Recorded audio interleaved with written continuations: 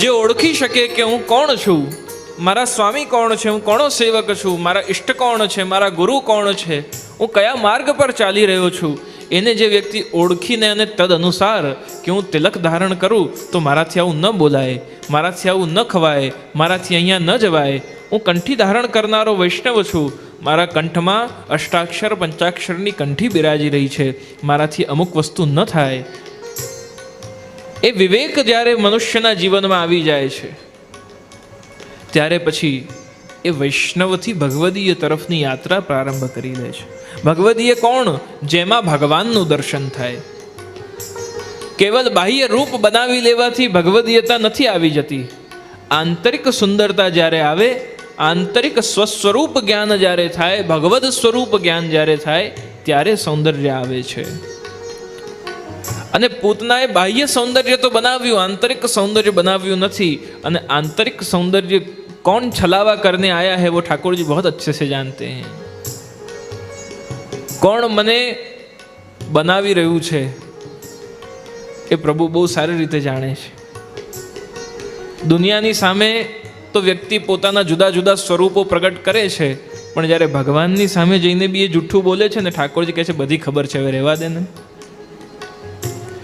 મારી સામે આવીને બહુ ભગત ન થા, મને ખબર છે બહાર શું શું કરીને આવ્યો છે. ઠાકોરજી બધું જાણે છે. અને એટલે જ ત્રણ વ્યક્તિ એવા છે જીવનમાં જેમની સામે પૂર્ણ ટ્રાન્સપરન્સી હોવી જોઈએ. હમ જો હે વો. અને એમાં પણ વિશેષ પ્રભુ તો એ છે કે જેમની પાસે તો કશું છુપાવવાનું જ નથી. પ્રભુ જૈસો હું તૈસો તિહારો. ગુરુ અને પ્રભુ આ બે તત્વ એવા છે કે સુરદાસજીએ બંનેમાં અંતર જ નથી ઓળખ્યો.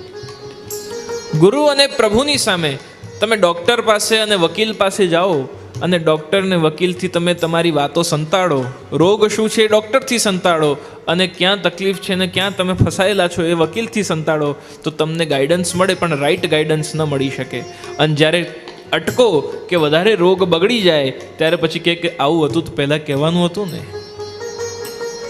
એમ ગુરુ પાસે પણ મન ખોલીને જે હોય તે વ્યક્ત કરી દેવું સારું, જેનાથી સાચો માર્ગ મળી શકે.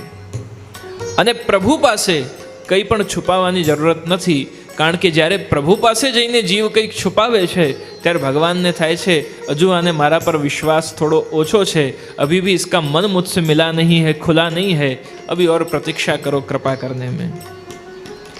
અને પ્રભુ અને ગુરુની સામે ફૂલ ટ્રાન્સપરન્સી. અને લૌકિકમાં આપણા સંબંધોને સાચવવા માટે આપણા લાઈફ પાર્ટનર, પરિવાર, જે આપણી માટે જીવતા હોય એવા જે પરિવારના જન હોય એમનાથી પણ બહુ કંઈક છુપાવવું નહીં. જેમની ઉપર આપણને પૂર્ણ વિશ્વાસ હોય અને જેમનો વિશ્વાસ આપણી ઉપર પૂર્ણ હોય.